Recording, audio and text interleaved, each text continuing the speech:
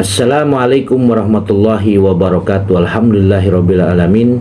Pemirsa yang dirahmati oleh Allah Subhanahu wa taala, marilah kita ikuti kajian dari guru kita Buya Ar-Razi Hasyim.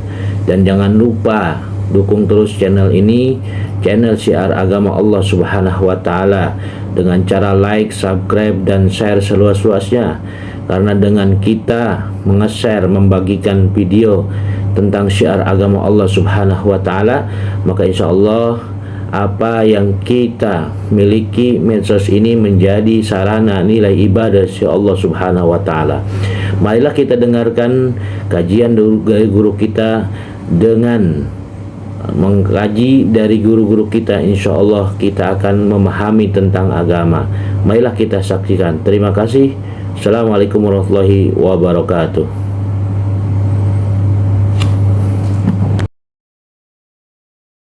Saya diprotes oleh beberapa orang ketika kita dulu pernah mengatakan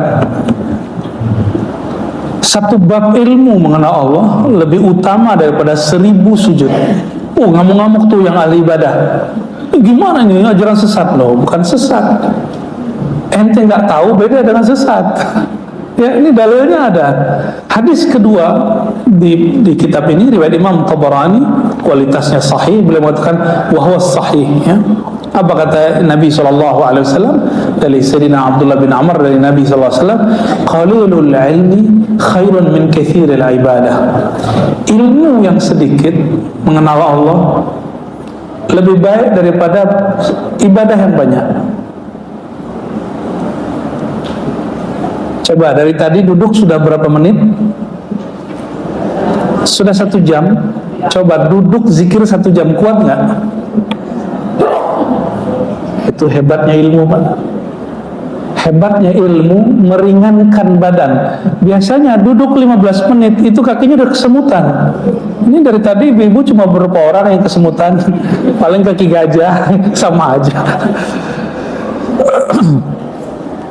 Coba duduk zikir, nggak ada orang tahan 1 jam tuh jarang, kecuali lagi suluk, lagi itikaf. Di sini itikaf cuma pindah tempat tidur, ya cuma beberapa, cuma hari 1, hari pertama kedua oke. 1 jam pertama dia itikaf itu masih Quran, hadis, Quran, zikir, tasbih. Tahu-tahu ada yang datang, bro, tasbih itu bid'ah, tasbihnya ditaruh, syukuran, ngantuk, tidur, pindah tempat tidur. Tapi lumayan, tadinya tidur di rumah, sekarang tidur di masjid, ya. Kalau saya udah puas tidur di surau, dari kecil saya tidur di surau, ya lumayan lah, pindah tempat tidur, ya. Qalilul ilm, sedikit ilmu membuat orang betah. Jadi kenapa Bapak Ibu, ibu-ibu ini kepo? Karena dia pengen dapat ilmu, cuma salah pengetahuan akhirnya bentrok, ya. Jadi ada ilmu yang perlu kita tahu, ada yang enggak.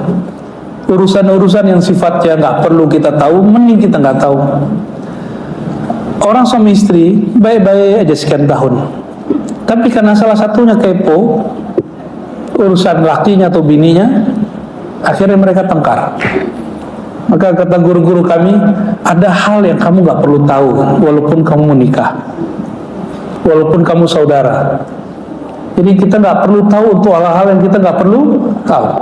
Nah, Imam Al-Ghazali menyebutkan ilmu itu yang mulia. Ilmu apa yang paling bagus? Kedokteran. Bagus ya? Kalau nggak ada kedokteran, sakit gimana? Bagus ya kedokteran?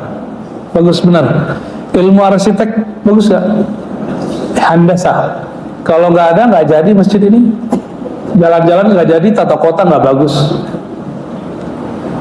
Tapi jika ada negeri tata kotanya nggak bagus, berarti itu negeri nggak diurus oleh orang yang pakar tata kota. Coba bayangkan, kata Imam Ghazali, dirimu seperti satu kota. Kalau tidak diurus, tidak diatur dengan ilmu tata kolbu, tata diri, coba bayangkan amburadurnya. Amburadur, ya. Mekah Madinah itu walaupun pusat, itu kalau nggak ada Mekah Madinah, Saudi nggak tahu dia. Kita ngapain ke Saudi? Tapi itulah hebatnya negeri. Tapi Bapak Ibu kalau ke sana, kita dari tahun kapan sampai sekarang, lalu lintasnya begitu aja. Watak orang Arab ketika mereka nyetir, Masya Allah ya. Yang penting jangan mukul ya, mobilnya udah peot-peot ya, betul-betul amburadul, tidak mau mencerminkan mereka ini umat Nabi Muhammad SAW dalam pengertian umat yang mengikuti pola Nabi Muhammad SAW. Berantakan ya, masih rapian kita di Jakarta walaupun macet tiap hari. Kita macet tapi nggak amburadul, mereka nggak macet tapi amburadul, zigzag ya, di kota suci. Jadi di kota suci orang-orang tidak berhati suci tetap saja bermasalah. Masuk masjid, iblis tetap saja iblis ya, benar nggak? Tapi tenang ya, masuk tempat maksiat, kalau malaikat tergoda nggak? Sama ya, kira-kira begitu. Semoga kita diberikan hal-hal yang mirip dengan mereka, amin ya rabbal alamin. Wa kafa bil mar'i fiqhan idza 'abidallah ya. Cukuplah seseorang itu disebut berpengetahuan idza abadallah. Abada berarti arafa. Jika dia kenal Allah. Cukuplah orang itu disebut berpengetahuan jika dia kenal Allah. Ya. Untuk menguasai satu negeri, dulu ada misionaris datang ke Nias untuk menguasai Pulau Nias. Si misionaris ini menikahi anak kepala suku, maka Pulau Nias langsung kemudian berhasil dikristenkan. Itu baru di dunia, Pak, baru di dunia. Para habaib baik zaman-zaman Ashraf ya, Sayyid dulu sebelum habaib Hadramaut datang, mereka awal datang ke negeri ini, itu langsung yang mereka tuju pasar, lalu penguasa. Maka dari dulu seperti Sunan Ampel itu, dia bukan hanya sebagai ulama tapi juga orang yang memerintah di negeri itu. Itu buah dari apa? Mereka menguasai pemerintahan, menguasai pasar, modalnya, lalu menguasai pemerintahan, akhirnya menguasai umatnya. Nah, kalau manusia mengenal Allah, yang punya dunia ini siapa? Allah. Kira-kira dunianya datang nggak? Kita datang ke rumah orang kaya, datang ke rumah orang kaya, PDKT ke satpamnya atau PDKT ke yang punya? Kayaknya belagu benar, ternyata yang dideketin security-nya. Maaf mas, saya bukan yang punya. Tapi kalau dekat sama yang punya gimana? Nanti masuk, apa kata dia? Udah, kamu makan apa saja yang mau. Ini tuh kamar, pilih mana kamar yang kamu mau. Paham nggak maksudnya? Orang kalau kenal Allah, apa kata Allah? Wahai hambaku, ini dunia itu rendah. Kamu ambil susu kamu, yang penting kamu kenal aku. Jadi kapan Allah mempercayakan dunia kepada makhluk? Kalau Allah sudah percaya, orang ini tidak akan terpedaya oleh dunia. Gitu. Saya mau nitip motor ke seseorang, tapi saya curiga nih orang suka maling motor, mungkin nggak? Ntar dia bilang setelah sebulan, kapan kamu nitip ke saya? Ini punya saya ini. Kan sekarang bisa aja, ya BBKB-nya diganti kan. Kita nggak akan nitip barang kepada orang yang khianat. Barangkali itulah Allah tidak akan titip dunia kecuali kepada orang yang Allah percaya dia tidak khianat. Terus mungkin pertanyaannya, kenapa ada orang kaya dan dia tidak menyembah Allah? Itu mereka bukan kaya, mereka mengira dirinya kaya. Coba lihat orang kaya kan enak-enak aja di rumah, sampai sekarang dia enggak kok, masih keluyuran cari ini cari itu, enggak, masih sibuk, bahkan masih korupsi. Tanda dia bukan raja dunia, tapi dia anak buahnya dunia.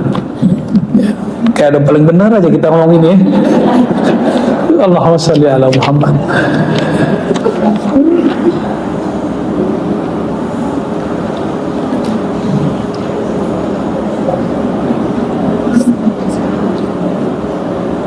Ini banyak riwayat-riwayat yang lain ya, riwayat yang Ibnu Abdul Bar ya. Kalau di Ibnu Abdul Bar ini Bapak Ibu, kenapa saya ngajar pakai kitab? Kata orang nggak keren ngaji pakai kitab. Yang keren itu ceramah dengan retorika yang bagus, seperti Julian MZ gitu ya. Saya bilang cuma sederhana.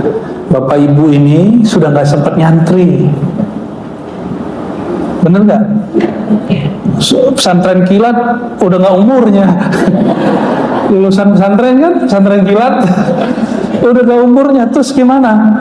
Kita harus buat program di masjid-masjid yang biasa dibuka di pesantren, sekarang dibuat dikemas untuk pengajian umum. Kalau pesantren itu kan nggak ada pengulangan yang banyak, kitabnya jalan terus ngalir. Coba kalau nggak pakai kitab, yang ngomongin bulan lalu diomongin lagi sekarang. Bapak Ibu ngomong, kayaknya ada kaset yang diulang deh. Tapi kalau ngaji kitab, pengulangannya untuk hal yang urgent, sedangkan materinya nggak diulang. Dan itu spirit pesantren. Ya, jadi walaupun Bapak Ibu tidak pernah nyantri atau dulu pernah nyantri, yang sudah pernah nyantri silakan bernostalgia. Yang belum, kira-kira beginilah salah satu model orang ngaji di pesantren. Ini pengajian namanya pengajian pasaran. Pengajiannya nggak ada ujiannya. Kalau santri, jadi ada santri lepas, ada santri mukim. Kalau mukim ada ada ujiannya. Ini kalau kita uji nih Ustaz Karnali, bulan depan saya pastikan sisa 3 orang aja. Ta'allamul ilma fa inna ta'allumahu lillah khasyah. Pelajarilah ilmu. Siapa yang pelajari ilmu karena Allah akan menumbuhkan rasa segan kepada Allah, rasa takut kepada Allah ya. Wa talabuhu ibadah. Datang ke sini dihitungnya sama seperti ibadah, seperti sholat, seperti haji, seperti umrah ya. Ada yang datang pakai motor, pakai mobil, pakai angkot. Ada yang pakai jalan kaki nggak? Beneran, jalan kaki dari parkiran ke sini. Pintar benar ya. Wa muzaqaratuhu tasbih. Apa tasbihnya orang lagi ngaji? Ketika dia muzaqarah. Muzaqarah itu saling mengingat, membaca, mengulang-ulang, itu muzaqarahnya. Wal bahsu anhu jihad. Membahas satu persoalan dalam ilmu dinilai sama dengan jihad. Itulah sebabnya kenapa Imam Nawawi, murid dari pengarang kitab ini, ketika orang-orang anak-anak muda semuanya perang, waktu itu perang dinasti Saljuk, beliau mengatakan saya punya jihad sendiri. Maka pemerintah di zaman itu memilah, ini kelompok santri nggak ikut pergi, mengikuti pola Sayyidina Abu Bakar As-Siddiq yang khawatir ketika para penghafal Quran ikut jihad dan mereka dikabarkan terancam mati. Semenjak saat itu ulama-ulama kita dispesialkan bagi ulama para ahli ilmu, mereka tidak diikut sertakan dalam jihad kecuali mereka mau. Ya. Jadi mutalaah, mengkaji suatu pembahasan dalam bab keilmuan kepada Allah, hitungannya sama dengan jihad ya. Wa ta'limuhu liman la ya'lamuhu shadaqah. Ya. Mengajarkan kepada yang tidak tahu disebut sedekah. Nah, Bapak Ibu nggak mungkin jadi ustadz seperti Ustadz Karnali toh. Maka gimana caranya? Pulang ke rumah, berbagi dengan anak. Ya, nggak usah berbagi di Facebook, kecuali berbagi link kajian. Kenapa? Kalau yang bukan guru berperilaku seperti guru, jadinya menggelikan. Orang bukan motivator, terus buat kalimat motivasi di Facebook, di Instagram, itu geli gitu bacanya. Paham nggak maksudnya? Tapi kalau dia seorang motivator, dia seorang coach, dia seorang master di bidang itu, dia ngomong bidang itu, walaupun ustadz pasti mau denger. Saya ini diceramain Pak Dokter, saya iya Pak Dokter, iya Pak Dokter. Padahal kita gurunya gitu. Tapi giliran di majelis kita jadi gurunya. Emang harus begitu. Saya mah tukang, kalau tukang bilang ini salah pasang nih Pak Ustadz, kita bilang oh gitu Pak ya, iya aja kita ikut Ya. Jadi kalau yang ngomong ustadz ngomong, wah ini yang bener begini nih Pak Tukang, lucu nggak?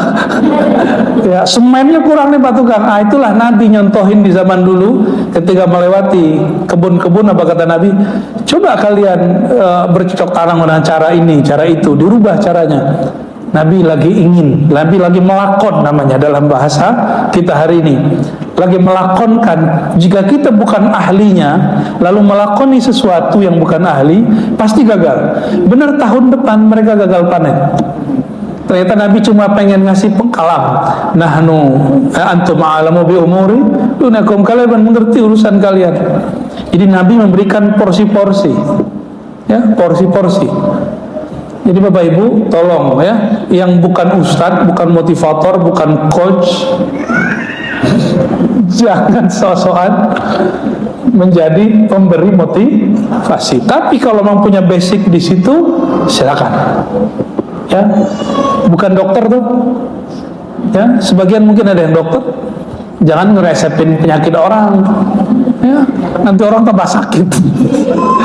Nah, ta'lim, kenapa mengajarkan sharing ilmu itu sedekah? Karena dia mempelajari ilmu itu bertahun-tahun, lalu dia share secara cuma-cuma.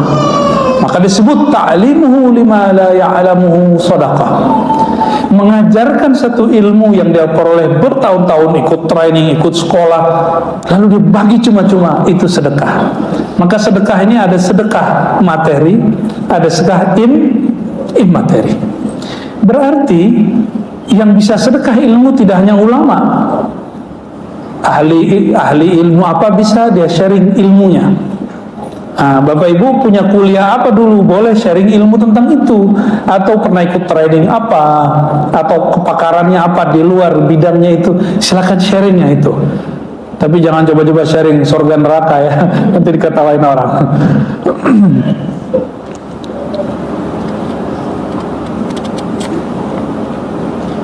Wa bazluhu li ahlihi qurbah. Nah, ini porsi-porsi kita memberikan ilmu. Tidak semua ilmu yang saya tahu harus saya bagi.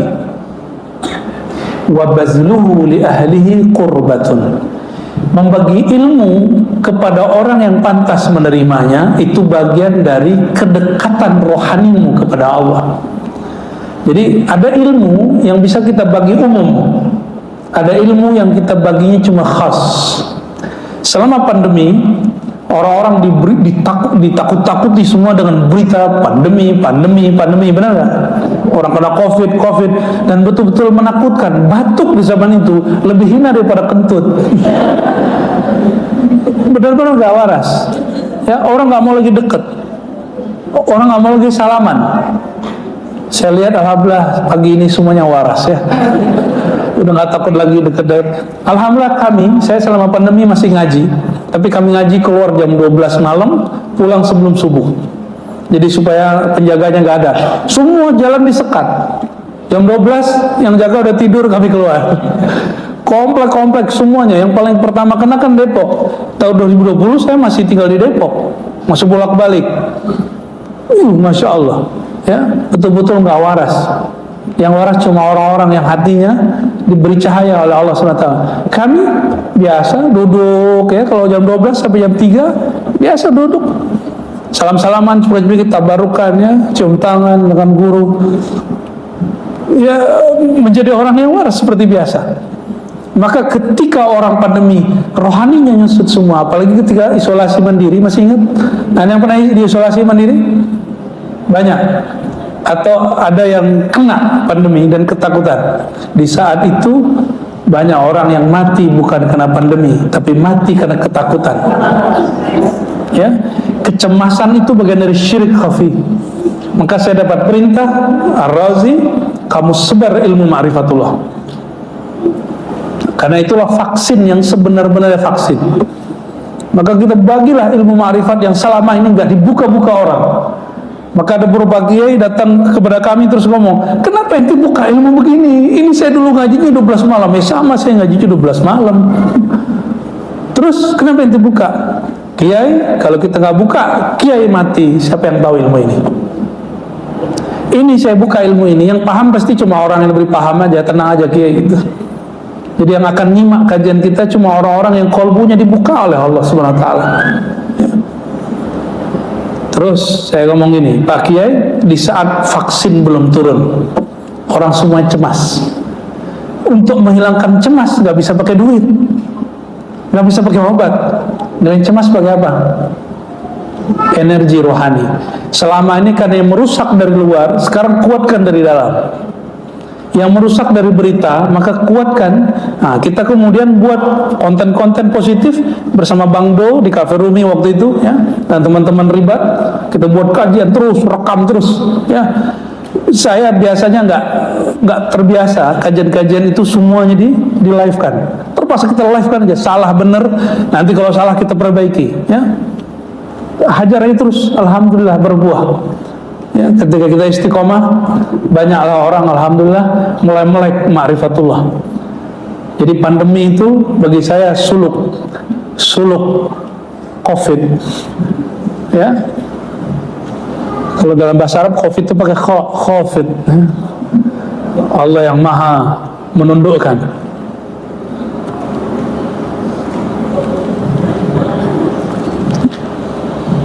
لأنه معالم الحلال والحرام ومنور سبل أهل الجنة وهو الأنيس في الوحشة. Ini panjang sekali ya. Ini biasanya yang kajian Ihya Ulumuddin sudah membaca bagian ini.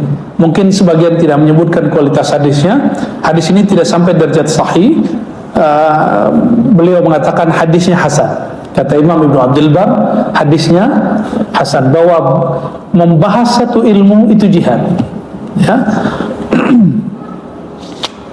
Ada satu riwayat, tapi ini bukan juga riwayat yang sahih. Pernah dengar darah ulama dan darah syuhada itu lebih berat darah ulama? Nah, itu diriwayatkan oleh Imam Abu Nuaim, ya. Yuzanu yaumal qiyamati midadul ulama wa damul syuhada. Bahkan bukan darah ulama, tinta ulama. Kalau dulu ulama itu berkarya lewat tinta. Kalau sekarang mungkin lewat kajiannya, ya, lewat ceramah-ceramahnya. Tentu tinta nggak bisa dihilangkan. Insya Allah saya pun masih nulis. Cuma nggak tahu bukunya bisa dibaca apa enggak. Ya, bukunya ada yang untuk kampus, ada yang untuk umum. Ya. Silakan nanti dibaca beberapa buku saya. Ya. Jadi tinta ulama sama beratnya dengan darahnya syuhada. Itu baru tinta ulama. Gimana darahnya ulama? Maka membunuh ulama itu lebih berbahaya daripada membunuh syuhada. Ya. Dan sekarang cara bunuh ulama tidak dengan bunuh jiwanya, cukup bunuh karakternya. Ya, bunuh nama baik dia. Dan siapa yang membunuh nama baik ulama? Biasanya ulama juga, ulama yang iri dan dengki. Ya, yang iri dengan kiai juga. Yang membunuh nama baik ulama, kiai siapa? Kiai juga, dia merasa lapaknya diambil. Ya. Nanti alasannya apa? Untuk menjaga kelurusan akidah umat. Nah, yang ada juga kelurusan dirimu, ya. Fayarjahu midadul ulama ala adami syuhada. Jangankan darah ulama, darah kiai, tintanya ulama lebih berat daripada darahnya syuhada. Nah, ini diriwayatkan dari Sayyidina Hasan Al-Basri, ya, juga dari Nabi Muhammad SAW. Tapi riwayat ini tidak sampai derajat sahih, ya. Nah, ini cukup kita katakan sebagai motivasi. Kalau orang jihad cukup dilatih beberapa bulan. Tapi kalau orang mau jadi ulama, berapa tahun melatihnya? Alhamdulillah saya nyantri 15 tahun. Bapak Ibu, kuliah berapa tahun? Ya. Teman saya ada yang nyantri 20 tahun. Baru jadi ceramah dia. Ya.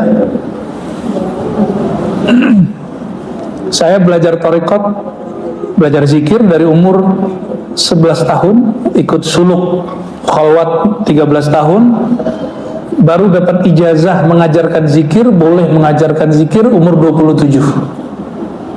Sebentar atau lama? Lama atau sangat lama? Lama sekali. Umur 13 ikut khalwat dari guru yang sama. Umur 27 baru dapat izin, ijazah mimpin zikir, mimpin suluk, baru dapat izin. Tapi dari umur 18, 19, 20, 21 itu sudah disuruh untuk praktek ngajar sama guru. Ya, itu lama umur 27. Umur 26 diijazahkan secara lisan. Dalam tradisi kami, kalau ijazah hanya lisan, itu belum kuat. Tunggu turun ijazah tertulis. Tapi belum dikasih. Apa kata guru saya kepada guru yang lain? Saya lagi mau uji dia. Setahun diuji. Apakah berharap ijazah atau berharap ridha Allah Subhanahu wa ta'ala? Ya, diuji. Nah, ini kabar baik. Al-alim wal muta'allim syarikani fil khair. Orang alim yang ngajar dengan orang yang belajar sama-sama mendapatkan keberkahan, sama-sama dapat pahala. Syarikani fil khair. Bisa nggak saya ngajarkan pada murid? Ya, jadi guru itu ada guru karena ada murid, ya. Simbiosis, ya. Maka seorang guru membutuhkan murid, seperti murid membutuhkan guru, ya. Alaikum bihadzal ilm qabla an yuqbad wa qabduhu an yurfa, ya. Satu kali baginda Rasulullah SAW berpetuah kepada Abu Umamah radhiyallahu ta'ala anhu, ya, lalu menegur beliau. Apa kata beliau? Hendaklah kamu pelajari ilmu agama ini sebelum dia diangkat. Ya. Dan kabar gembiranya Bapak Ibu, dulu ulama kita sebelum tahun 90-an masih ngaji ke Mekah, karena masih ada Syekh Yasin Al-Fadani. Bahkan sampai tahun 2000-an masih ada Abu Yasin Muhammad Al-Maliki di Mekah. Sekarang karena meninggal beliau dan kemudian madrasah-madrasah sunni, ahlu sunnah sudah tidak diizinkan lagi di Mekah. Terakhir yang diizinkan madrasah Saulatiyah, ya. Di Indonesia Saulatiyah ini banyak diikuti oleh orang-orang Lombok. Ke Lombok ada namanya Nahdlatul Watan, itu pendirinya dulu lulusan madrasah di Mekah setingkat S1 sebenarnya, SMA, S1 sampai S1, namanya Madrasah Saulatiyah. Madrasah Saulatiyah sekarang ditutup oleh pemerintah Wahabi, pemerintah yang pro kepada Wahabi. Dibuat alibi apa supaya dia dilarang. Syekh Muhammad Yasin Al-Fadani sudah ditutup madrasahnya tahun 80-an, saya ingat, ya, 80-an akhir udah ditutup. Terus kemana lagi orang-orang kita ngaji? Kalau nggak ke Mesir, mereka ngaji ke Yaman, benar nggak? 1-2 ke Maroko, ke Tunis, ke Irak, tapi nggak banyak. Tapi mereka lupa ngaji di Pulau Jawa itu sebenarnya juga luar biasa. Cuma sayangnya pesantren-pesantren kita tidak ngajar dalam bahasa Arab, padahal kitab yang dikaji sama. Di Jawa itu Bapak Ibu ada orang hafal Quran dan tafsirnya sekaligus. Di Jawa itu ada orang yang hafal kitab hikam, nggak perlu bawa kitab kalau ngajar. Yang hafal kitab Jamul Jawame, jadi kalau ngajar Ihya Ulumuddin 4 jilid, nanya, sekarang kita bab apa? Kata muridnya, kita sekarang bab zuhud, Pak Kiai. Langsung ikhra, dia ada kitab. Murid baca, dia tahu, oh, salah. Tapi pakai bahasa Jawa, pakai bahasa Madura, ya. Insya Allah kalau ada pesantren-pesantren yang mulai ngajar dalam bahasa Arab yang fusha, yang fasih, orang-orang di Timur Tengah, di India akan mulai melirik dan ngaji ke sini. Insya. Coba Yaman, ini meninggal Al Habib Omar, kita nggak tahu lagi, ya, nggak tahu lagi nanti gimana.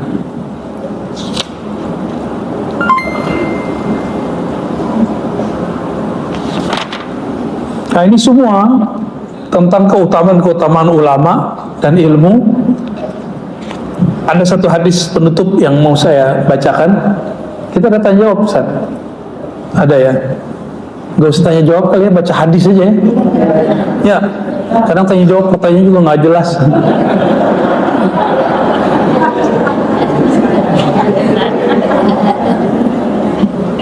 Beliau ini menyebut orang alim itu sebagai pewarisnya. Maka ketika ada orang alim, ada ahli ibadah, kata beliau, orang alim itu perumpamaan aku, sedangkan ahli ibadah itu kalian kebanyakan. Lebih mulia Nabi atau umat Nabi Muhammad SAW? Kenapa orang kemudian memuliakan ulama? Karena dia mewakili baginda Nabi Muhammad SAW, ya. Maka ada satu poin yang kita dapat dari ulama. Ini beda dengan ahli ibadah.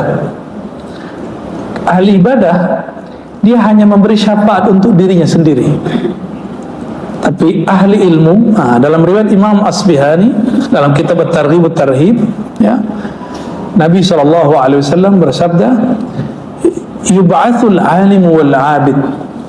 Nanti di hari akhirat, di padang mahsyar, orang alim dibangkitkan, ahli ibadah, ahli sholat, ahli zikir, ahli sedekah, ahli haji umrah dibangkitkan, ahli puasa dibangkitkan semua. Lalu apa kata Allah Ta'ala? Wahai malaikat, katakan kepada ahli ibadah, udkhul jannah. Kalian ahli ibadah masuk surga. Masuk surga lah semua. Tapi orang alim belum. Tunggu dulu, ente belum, belakangan. Dia udah ketakutan, ya apaan ya. Orang alim yang nggak tahu hadis ini. Kan ada juga orang alim nggak tahu hadis ini, Pak. Lalu setelah semua ahli ibadah itu diperintah, kamu semua ahli ibadah masuk surga, yang alim mikul, loh, saya salah ilmu bagaimana? Kalau dipanggil, wahai orang alim berdiri, suruh orang alim berdiri. Apa kata Allah Ta'ala? Qif hatta tashfa'in nas. Wahai ahli ilmu, kalian tahanlah, berdirilah dahulu, tahan, jangan masuk dulu ke surga. Qif, tahan dulu dirimu. Tashfa' linnas, berilah syafaat kepada annas, murid-muridmu, jamaah-jamaahmu, orang-orang yang baik kepadamu, yang kau baik kepada mereka, orang-orang yang dulu punya hubungan denganmu. Maka disebut annas di situ pakai alif lam, bukan hatta tashfa'a nasan, tapi tashfa'un nas pakai alif lam. An-nas berarti orang-orang yang dulu ada hubungan rohani dengan beliau. Itu sebabnya guru-guru kita dari dahulu punya amalan namanya sawan kepada guru, ya. Tapi jangan sawan dulu ke saya belum pantas disawanin ya. Ke yang sepuh-sepuh dulu, yang alim-alim dulu, ya. Kalau kami ini masih muda, masih banyak dosa, ya. Salaman nama saya nggak berkah amat lah, ya. Sama yang sepuh-sepuh dulu, sama yang alim-alim, kiai-kiai yang mereka sudah puluhan tahun mengabdikan dirinya untuk umat, ya. Yang mereka sudah puluhan tahun, tiba-tiba anak-anak baru hijrah 3 bulan terus ngomong itu kiai ahli bid'ah, dan dia nggak pernah marah itu kiai. Malah kiai doakan, ya Allah, itu santriku sul adab, tolong maafi dia. Nah, ini orang-orang yang bisa memberi syafaat. Jadi yang mau dapat memberi syafaat, orang alim yang fi qalbihi rahmah, di dalam kalbunya ada rahmat. Ada orang yang merasa alim tapi kalbunya isinya laknat itu nggak bisa ngasih syafaat, nggak bisa ngasih syafaat, Pak. Karena syafaat itu hanya milik orang yang punya rahmat, yaitu Sayyidina Muhammad SAW. Maka kenapa saya sebutkan hadis di depan tadi? Hadis apa? Orang alim seperti aku, kata Nabi. Al-alim, fadlul alim alal abid kafadli ala sairikum. Keutamaan orang alim dibandingkan ahli ibadah seperti keutamaan aku dibandingkan umatku. Nabi boleh memberi syafaat kepada mereka karena Nabi di kalbunya ada rahmat. Itulah rahmatan lil alamin. Ya, ayah ibu nggak bisa ngasih syafaat buat anak kalau nggak pakai rahmat. ya, kurang-kurangi marah yang nggak tepat kepada anak. Ya, guru juga sama, ngancam-ngancam murid mulu kerjaannya, ya. Sesekali kasih kabar gembira kepada murid, ya. Besarkan hati murid dengan mengenal Allah Subhanahu wa Ta'ala, ya. Jangan dipisahkan antara kajian surga neraka dengan mengenal nama Allah, sehingga surga neraka itu bukan suatu yang mesti kemudian dikatakan oleh orang-orang jahil di kalangan sebagian yang ngaku sufi, tapi itu bukan sufi. Apa kata dia? Saya tidak berharap surga, saya nggak takut neraka. Gaya bener hanya orang, ya. Covid aja ketakutan kok,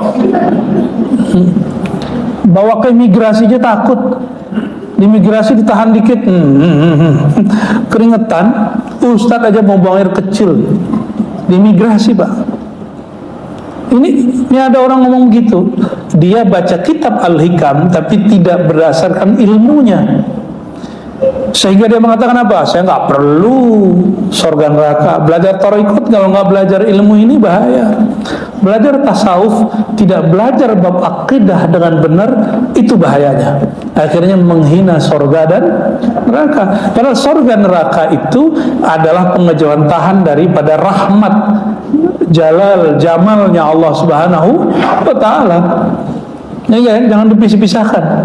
Yang suruh kita rindu surga karena Allah, yang suruh kita takut neraka karena Allah, bukan karena nerakanya, bukan karena surganya. Begitu orang ngaji hikam yang tepat, ya. Nah, seperti ini orang alim. Apa kata Allah? Ahli ibadah masuk surga. Senangnya ahli ibadah, ya. Mohon maaf, kajian-kajian kita selama ini ketika menghadapi akhir zaman, orang sering ngomong perbanyak ibadah, perbanyak ibadah. Orang awam kalau berpikir ibadah, ibadahnya apa? Sholat. Akhirnya bapak ibu kalau marahin anak pasti usah sholat. Tapi siapa yang marahin anaknya urusan ilmu? Jarang orang yang marahin anaknya urusan ilmu. Ibadah itu coba lihat, masa pandemi ahli tahajud kemana? Ketakutan semua, Pak. Orang yang tadi biasa ke subuh banyak yang takut ke subuh, datang ke masjid itu takut. Kenapa? Karena dia cuma membangun kerajinan ibadah. Betul-betul rajin kalau ibadah sudah, ya. Tapi kalau bab ilmu enggak. Yang disembah itu kurang dikenal, sehingga candu beribadahnya enggak bersifat permanen. Jadi kenapa orang alim itu luar biasa? Orang alim itu dia candu mengenal Allah. Dia asyik beribadah walaupun sesaat. Makan kerupuk 1 truk sama makan ayam 1 ekor, pilih mana? Mending ayam. Ya, paham maksudnya? Ada orang kualitasnya banyak, 1 truk lah kira-kira ibadahnya, tapi tidak mengenyangkan, malah kolesterol. Bapak ibu yang bukan Allah, inilah rahasia sirnya ulama. Ini bukan semua kiai loh, ya. Ini cuma ulama yang takut kepada Allah, yang di kolbunya ada perbendarahan nama-nama dan sifat-sifat Allah Subhanahu wa Ta'ala, ya.